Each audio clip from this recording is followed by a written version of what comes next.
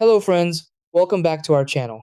If your Frigidaire gallery dishwasher is showing the i20 error code, it usually means there's a draining problem, and that can be really frustrating, especially when your dishes come out dirty or the cycle won't complete. Many users think something is seriously broken, but in most cases, it's caused by a blockage, filter issue, or a simple drainage restriction. The system detects that water isn't draining properly and stops the cycle as a safety measure. The good part is that you can fix this issue yourself in just a few steps without needing professional help. Try these. Step 1. Turn off the dishwasher and disconnect power. Step 2. Remove and clean the bottom filter and drain area. Step 3. Check for any food debris or blockage in the drain hose. Step 4. Inspect and straighten the drain hose for kinks. Step 5.